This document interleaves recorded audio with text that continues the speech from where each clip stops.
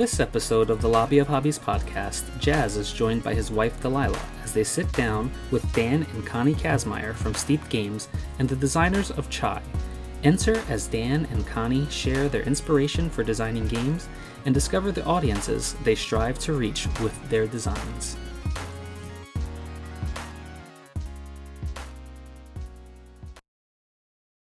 Welcome to the 7th episode of the Lobby of Hobbies podcast. My name is Jazz, and I have a special guest with me today. It's not my co-host, but it is my life partner co-host, Delilah, with me.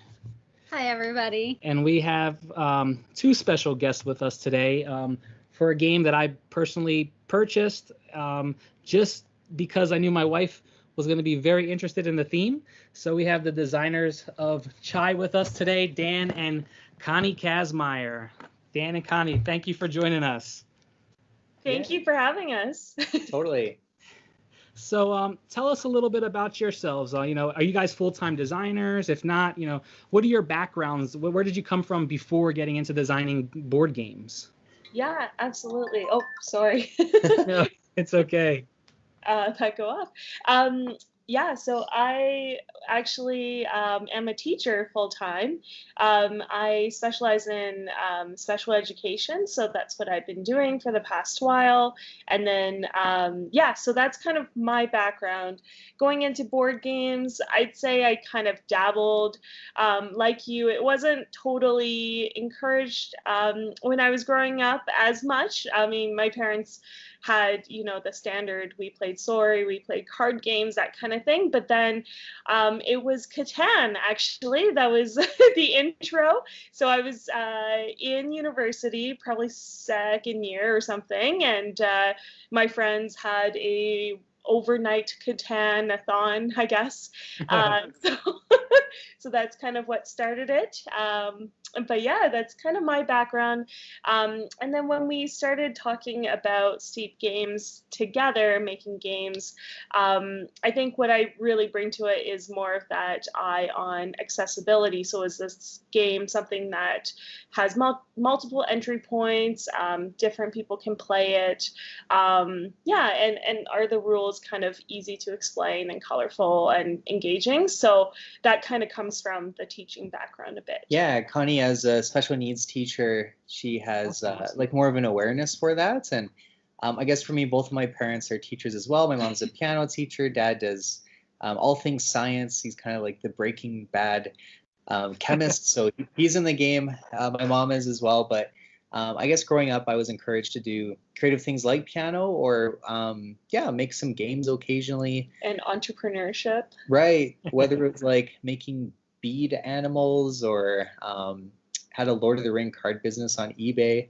Nice. Yeah, it's just been kind of fun in these different ways. And all these things came together when we were thinking about a cool theme to do that, would be, equal for the genders, that everyone could enjoy as a family. So that's kind of what our heart is, just to make games that appreciate diversity, that everyone can enjoy.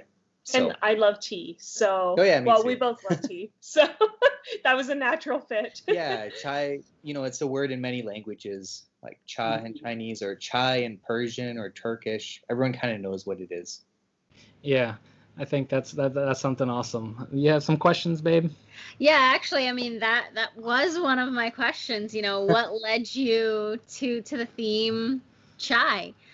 Just because I love tea. My husband and I, we kind of got into tea shortly after I was in college. I want to say shortly after, right? Yeah, we used to visit it was a coffee shop near her college, and she went to a Christian school, so there was, being of opposite sex, when I would come to visit, there's not many things you can do on campus. Like, it's like there was definitely certain rules within, being on the same floor and things like that. We had that door open type policy. But even for us, it was more of a, what can we do off campus? I know her school is in like more of a rural town, not much around it. So it's like, hey, let's go drive. And she says, everybody's going to this, was it the tea spot? And it was like I think it's called Jamba Juice or something like that. Yeah, I think. And we went there and we started, dabbling with teas. And from then on, it's been history. Like, I think one of the first things I put on our wedding registry was a tea set when I was walking through Bed Bath and Beyond. Most definitely. Yeah. What's your favorite tea? Well, I know chai translates to tea, so it's Chai tea latte. chai tea latte, right? The classic tea. Yeah. But yeah, that's my favorite. Yeah, I definitely like more of the darker teas, but I like an Earl Grey tea. If I was to do something more on the fruity side or something like with more flavor, I do like something that's spiced, almost like an apple cinnamon or apple spiced tea. Right. I'm not a lemon person. I'll drink my tea either straight up, maybe a little bit of honey, but I don't like it overly sweet. How about you guys? Yeah, our first date, we went to, I guess, Starbucks, and I ordered a London Fog. So, it's an Earl Grey that has some honey in it. And milk, yeah. Yeah, that's being steamed or foamed. So that's probably one of my favorites. And then you enjoy? Yeah, I like everything. Fruit teas, rooibos. I have lots of rooibos. Yeah, I think right now I'm also having a chai tea phase. I kind of go through phases with what type of tea I have. So lately I've been boiling tea and milk just on the stove, like chai tea. Yeah, like the nice kind, right? And then it's just so creamy and flavorful. So that's kind of what I've been doing this week. But every week is kind of a different thing. Yeah, as we get into our game more, we're just enjoying more teas, and it's a good excuse. So we thought, if there's ever other games that we make, which we have in development, we want to make sure it's really immersive. So, if we make a pizza game, well, we're going to make pizza all the time. Noodles, we make pasta. I think that's been really good with, just being, a part of the Facebook, chai community is just seeing not only, I think from this game, not only seeing a good produced product, but and a good solid game. But I also think it's good to see what I've seen with the community is that I think it's opened people's eyes to actually the world of what tea is. I think some coffee drinkers have probably been making the crossover just because, like I said, it's something that it's like, hey, this is something that introduces you to just to tea in general, and people are like, seeing you guys post on Facebook the different teas that you're at when you guys are on your outings, and you see people within the community doing the same thing. I think it's awesome.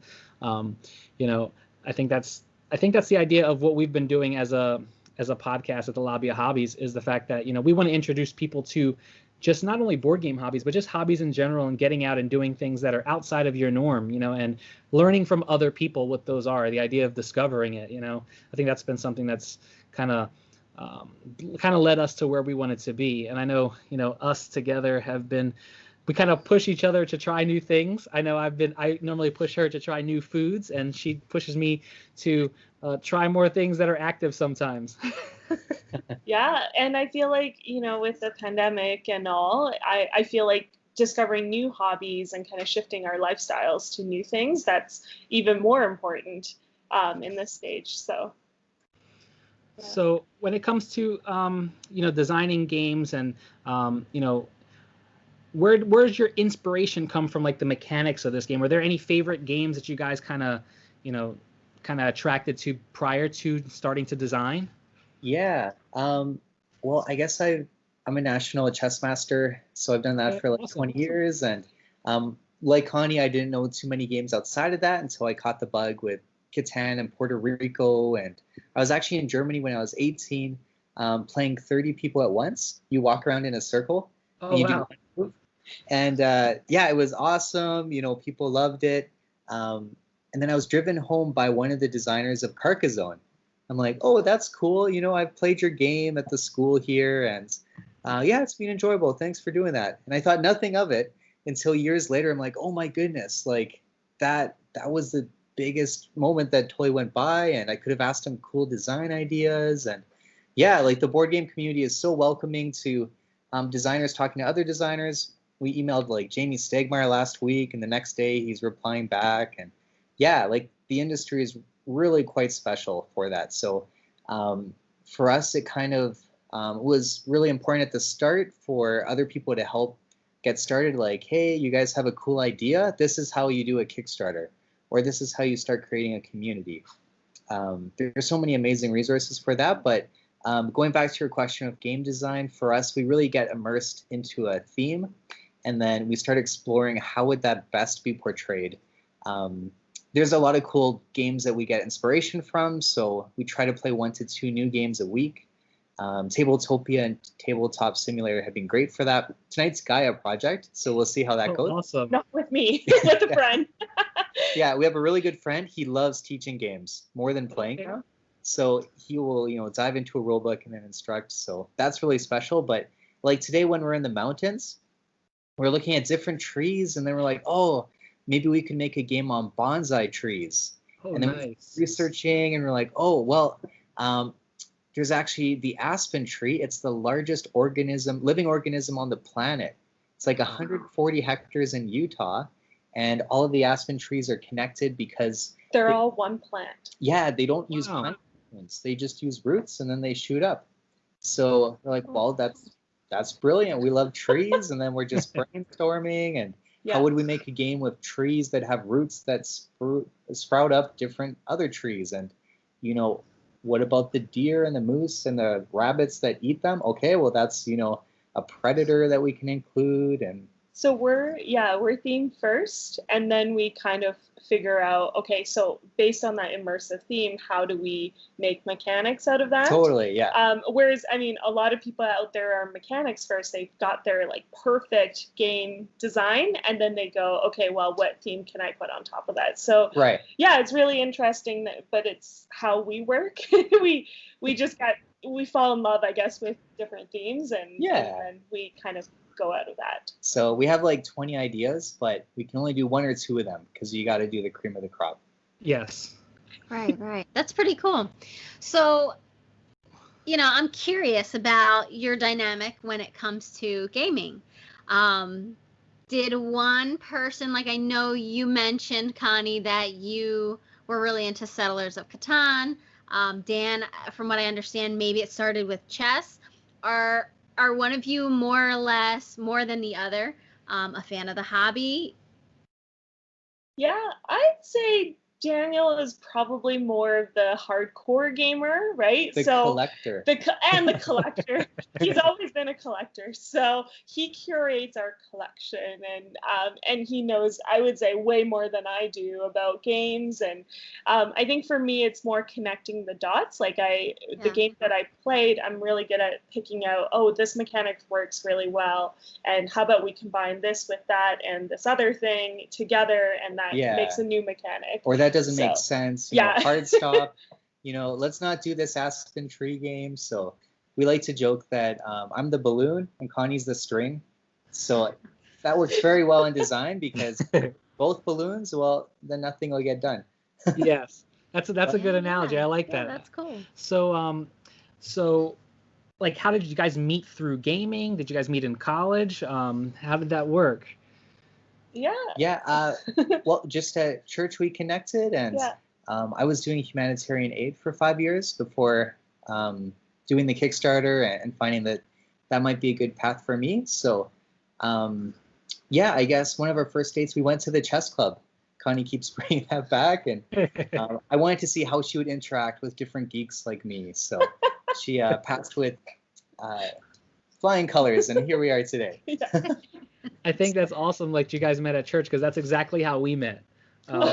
It's funny. Our mothers were had grown up together. They were in the same church when they were kids, and as they grew up into adults, they obviously went their separate ways. And I know my mother wound up visiting this church that I was super reluctant to go to, and just in general, I was super turned off by it. Her mother was visiting the same church as well. They connected, and then slowly but surely we connected, and then here we are, right? Married, what was it, 15 years we've been together, and then married going on 10 years. So it's, it's 5 for us. Crazy.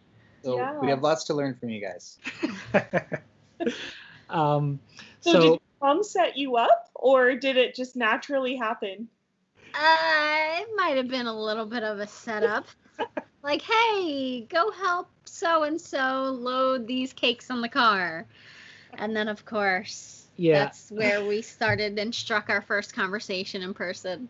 Yeah, our mothers were, I guess you would call them the big, our church was doing a cheesecake fundraiser sale during the holidays, and they were both like the biggest sellers in the church. So they always had like the biggest orders when it was time to pick stuff up. And my mom said, you got to go help her carry all the stuff. She can't carry all those cheesecakes by herself. And that struck conversation. And then from there, it was little conversation here and there, while she would probably say I'm the extrovert. I am a closet introvert. She definitely is an open introvert, but yeah, it worked well. Our mothers knew what they were doing. Well, they care about you. They love you the most, right? Yes, right. Yeah. So getting into talking about some of your favorite games, are there anything specific? I know Dan, you said Connie was saying that you play more of the heavier stuff. I know Gaia Project was in my collection. I didn't think I traded it out before getting a chance to play it. But my wife is more of the, I guess she calls herself the casual gamer. But recently we did, I want to say probably our 4th episode.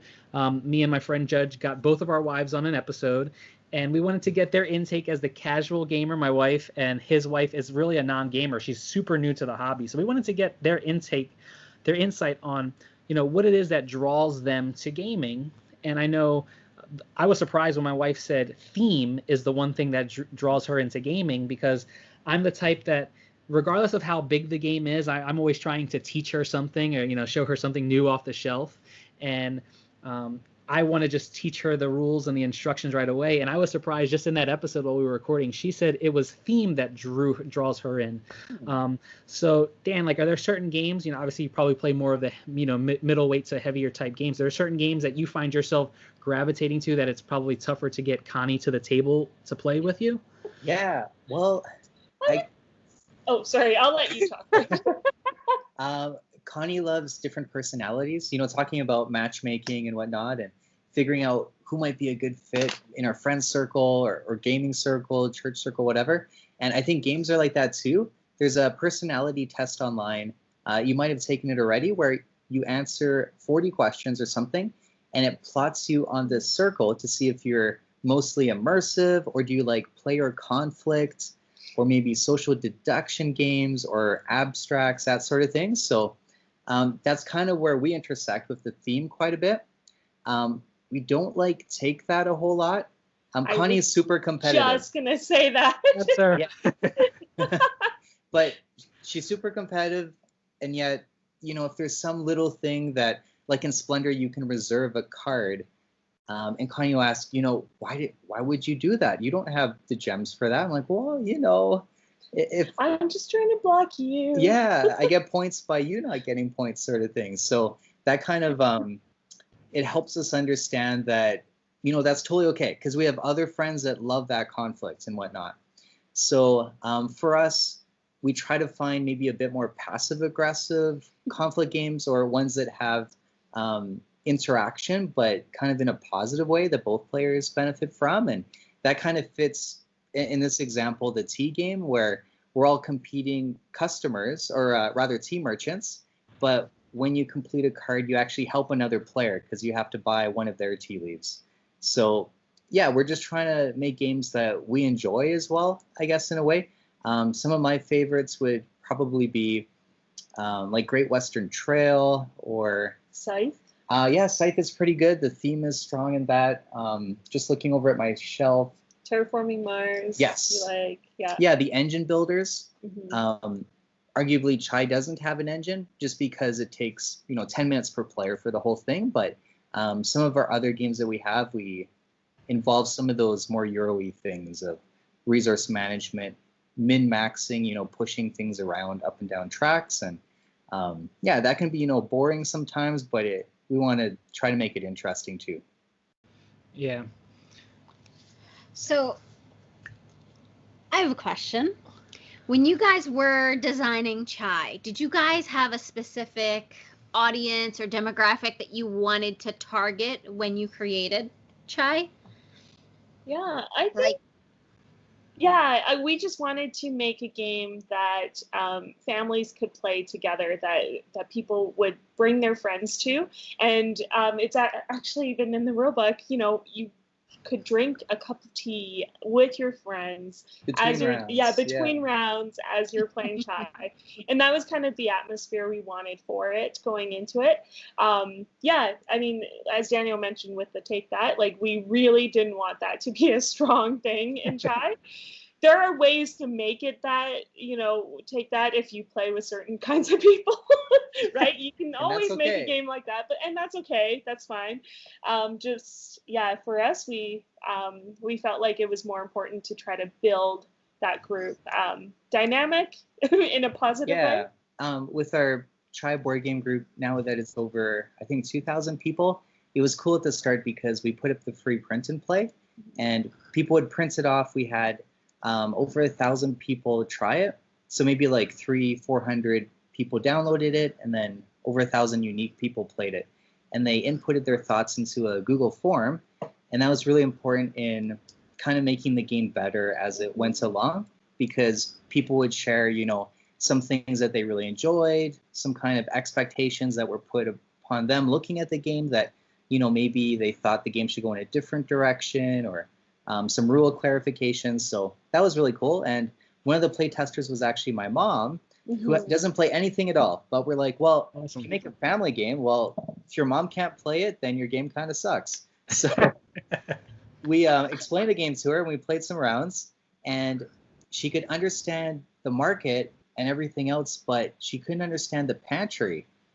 Someone can understand something if they can explain it. So the pantry was a lot harder in different iterations, and on the spot we're like, well, why don't we just have you pick 3 things and you can mix and match, pick it from the little plates or from the bag. And she's like, yeah, that totally makes sense. So even with those small rule clarifications, that helped us kind of polish the game a bit. And she would ultimately be our target market, because sometimes you might play test with people who have played 300 unique games, so they'll get the rules instantly.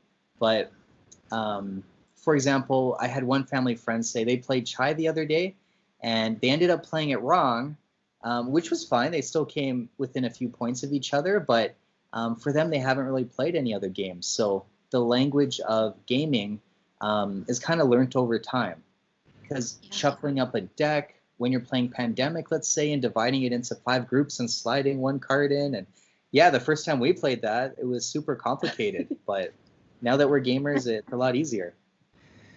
Yeah, I think that's actually the game that got us into the hobby. I know when we had a board game night at her parents' house, when we were dating, and it was one of those, hey, just bring something over that everybody can have fun with. So I ran over to Toys R Us at the time and picked up I think Categories and Taboo, and it's just the only thing that I knew of that people played. And I think I had played it with my friends at a ski trip one time, and we had a blast. So everybody, they loved it. That night I went home late and was on Board Game Geek for like 5 hours. And when I saw Pandemic was like one of the hottest games coming out that year, I was like, oh, let me put this on my Christmas list. She got it for me, and I didn't know what we were getting ourselves into. I brought it over one day. I said, hey, you want to play this game that you bought me for Christmas? We put it out on her kitchen table. We read the rules, and it was one of those, like you said, when you're new to not only the hobby, but when you're new to certain mechanics or certain things within games. I know she was thrown back by the amount of pieces. I was thrown back by the rule set, and we chugged through our first game, but after our first game, we were completely hooked. I think we spent probably 4 or 5 games in a row we played, and it was one of those like where we lost the first one, won the second one, and we're like, we have to do a best of 5 and see if we can get all 3 wins at least. That's kind of how we played it, and it was like till I think maybe 2 a.m, 1 o'clock in the morning, and I was like, I think I can get out of here before your dad comes downstairs and yells at me for still being in the house. I think that's your favorite game, right, babe? That's one of my favorites. Probably because it was the first actual board game style game that wasn't so mainstream, and I like the fact that it was cooperative. I think, like Connie, I'm very competitive, so finding a game that we're not upset with one another. That can happen sometimes. I totally get that. Yeah. Pandemic is still one of my favorites as well for that, because, you know, I can whip it out with a bunch of friends at a bridal shower, which has actually happened, and and teach it to people, and people are not going to be mad at each other at the end of it. So Exactly. I joke with Connie because she'll turn into an alpha gamer. Like, her commander hat goes on, and she's just, you know, telling people you gotta quick go to Hong Kong and then down to Australia. And I'm like, babe, just let them play. And Delilah, does that sound familiar? I think it does. It's awesome because I think we've introduced some of our friends to the hobby through pandemic. Even our family. Our family is not gamers at all. I definitely am the gamer. I think when it comes down to it, whether it's her family or my family, friends, you know, when they want to have something at their house, they always tell me, "Jazz, are you bringing games?" And I think my wife looks at them like, "Is that seriously a question?" Because no matter where I go, I have one of the little board game bags, the smaller game night ones, and it always travels with us, you know. And she'll tell me, "Are you bringing that out of the car? You know, you don't embarrass me." I actually just leave it in the trunk, and if I'm asked, "Did I bring games?" I bring it out.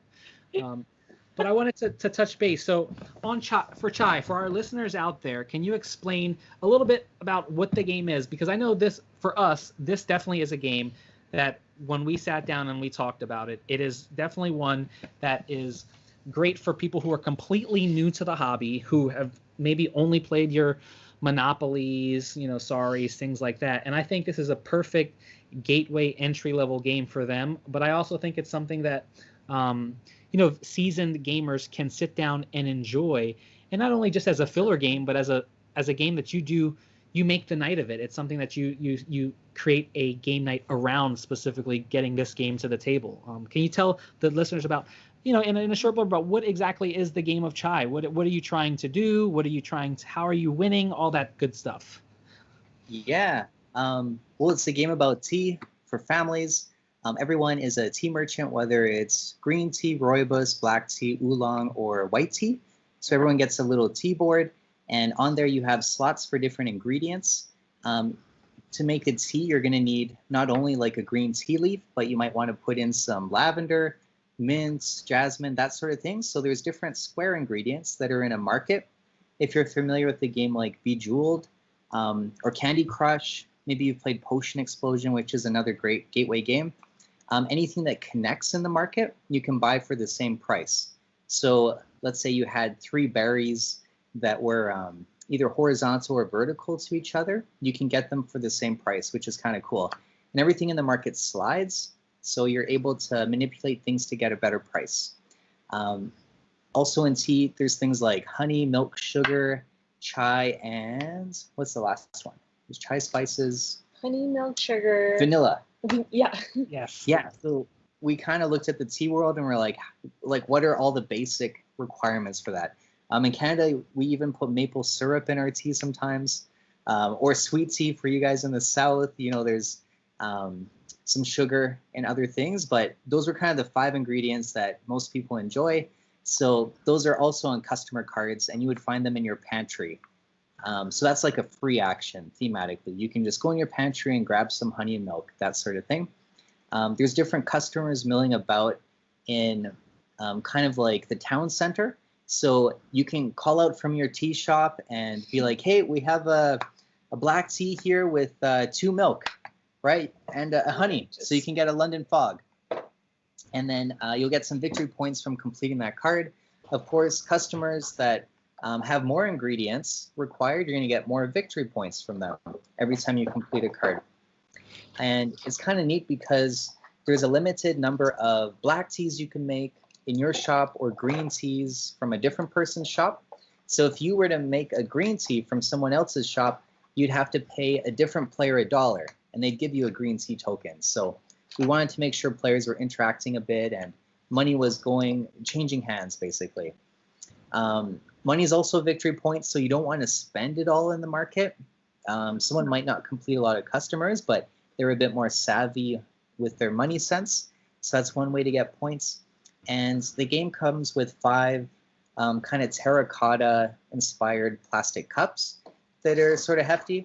I don't think they're FDA approved to put real tea in it, but we have drank tea from it before.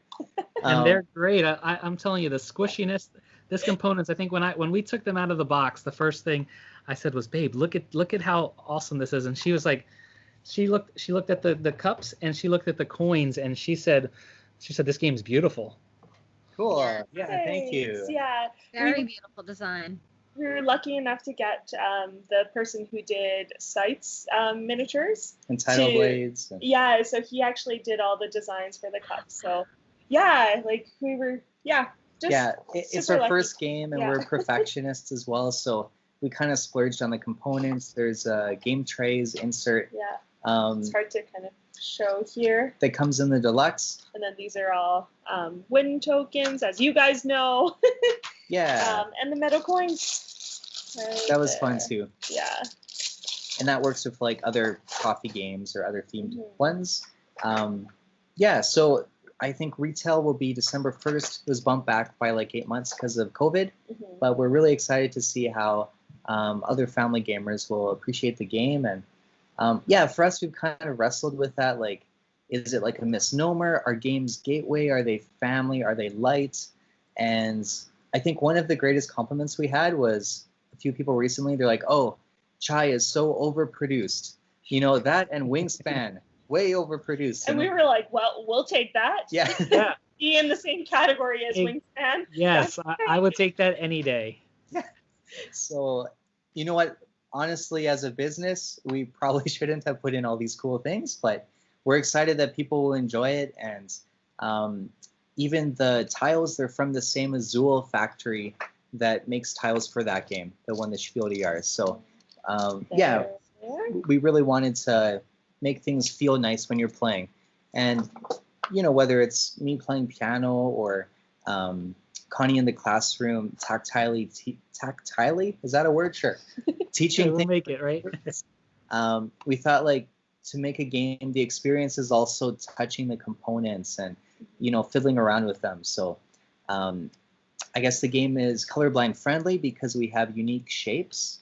So you know which tea house you're doing.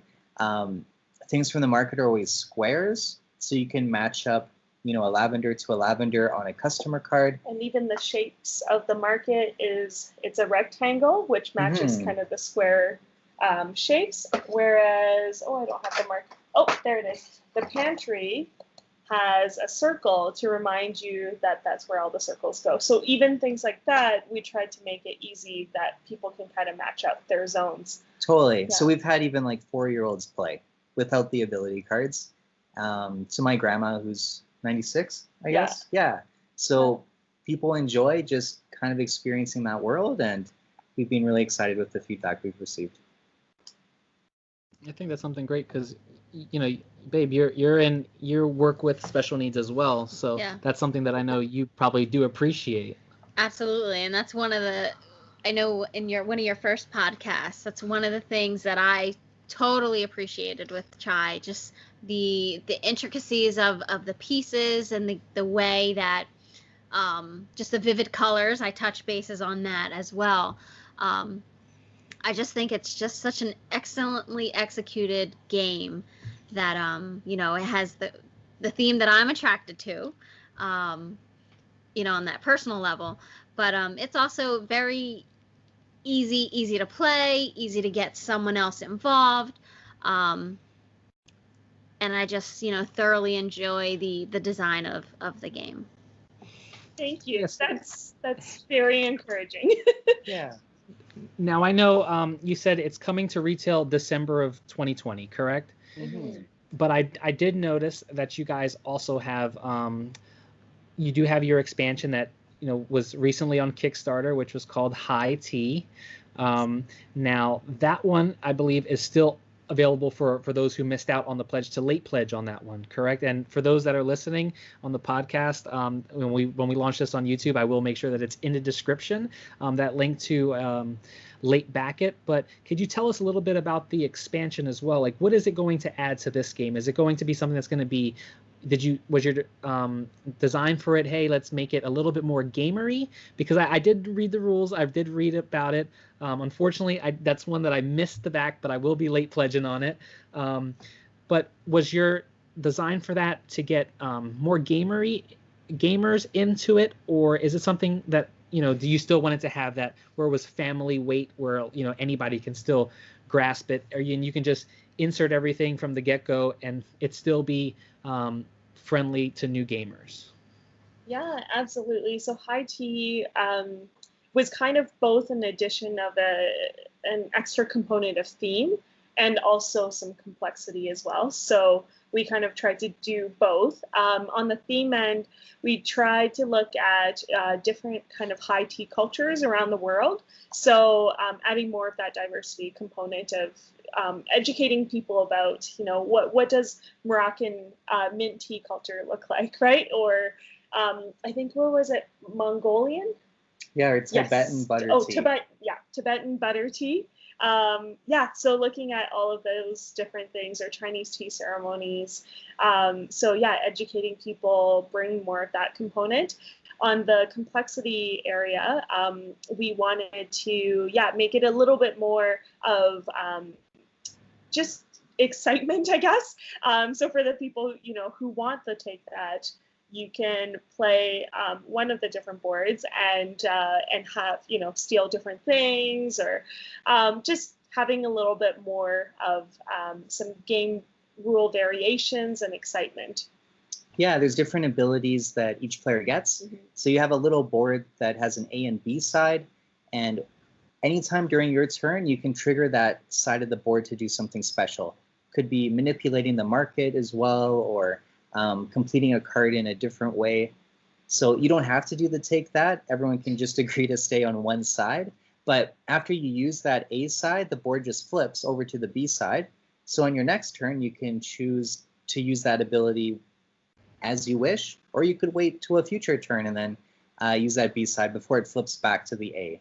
So just adding, like you were saying, a bit more gamery type thing for the gamers who wanted a little bit more. That was a bit of feedback that we got from our play testers and people who are like, this game looks amazing. We have all these beautiful pieces, and the expectation is that, it's a massive euro, or there's like a lot more meat to it, which I guess is fair, like as a gamer, when you open up a box. But we thought, why can't a family game have really nice components as well? So just this little expansion allows people to have a bit more abilities and options to do things on their turn, instead of choosing just, pick one of the three actions, whether it's going to the market, the pantry, or reserving a new customer and doing an ability.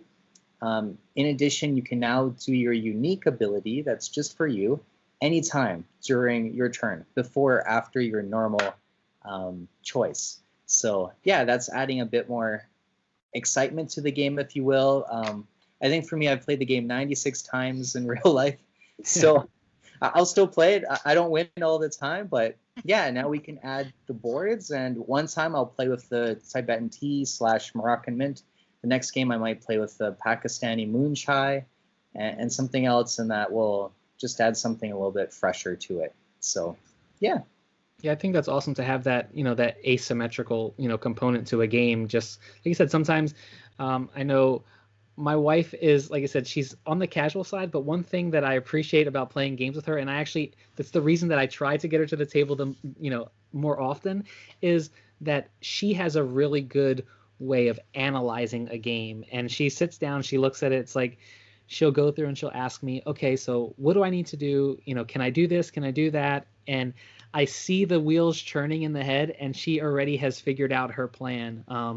We are very big on playing a lot of two-player games, of course, because, we game the most together. So therefore, most of the games that I do play is on the lighter side, or the, more casual side. And so we, started getting into deck builders, and I introduced her to Star Realms, which I fell in love with. And I said, babe, I don't think you're really going to like this theme, but why don't you just sit down and play it with me? And I think after 2 or 3 plays, she had figured out every combination of what does what. And I think that game's been out for about 6-7 years, and I'm still, maybe, I don't know, I think I'm still trying to figure out which card combinations work best together. And it's funny because I played Dice Masters on a competitive level, on national and world competition level, and I did very well. But it's still, there's certain games that I always say, I wish you were at my Dice Masters table. Maybe I could have, I had your brain, I could have won the nationals or won worlds, just because she can figure things out so well. But when it comes to those two player type games, I think what's great is that not only with, this game does play well at 2, but you guys created a 2-player version that's soon to be released as well, or kickstarted. Is that going to be hitting Kickstarter?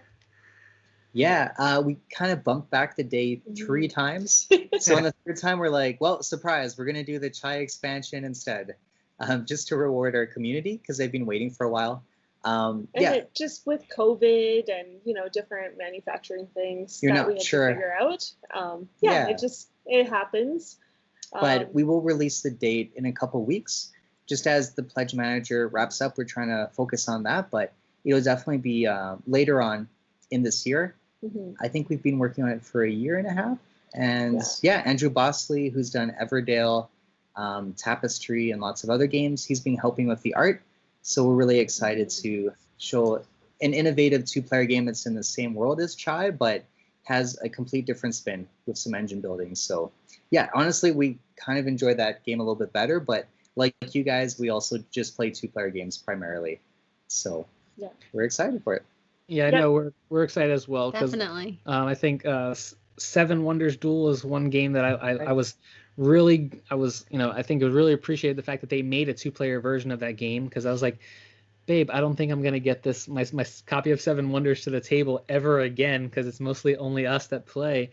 And I think I wound up giving it away or trading it to someone, and I found a 7 Wonders Duel, and we fell in love with that game. It's just a lot of 2-player games are great. So when I saw this, and and she said there's a 2-player version of Chai, we got to look into it. But I think it's building. So she'll probably figure it out really quickly. All the complications. Most definitely. I think one thing that I'm excited is that Andrew Bosley is going to be doing some of that art in that game, which is great, because Everdell is one of those games that stays, the tree and everything stays displayed on, I have a side shelf in my cabinet that it's there. It's almost like a conversation piece when people come in. They're like, what is this tree here? But I think it's awesome to have a game that has beautiful art. But you said it's, you not only take to the theme, but I'm pretty sure that theme translates very well over into the art as well. And I think that's great when designers can take that, take that initiative to make sure that their theme gets translated into the art, and all those components come together to make a great design. So I'm excited to see what you guys have for that. Right. Definitely. But for our listeners out there, I just want to thank you so much for being with us. We want to thank Dan and Connie for being with us as well. Anything you want to tell the listeners out there, guys? Yeah.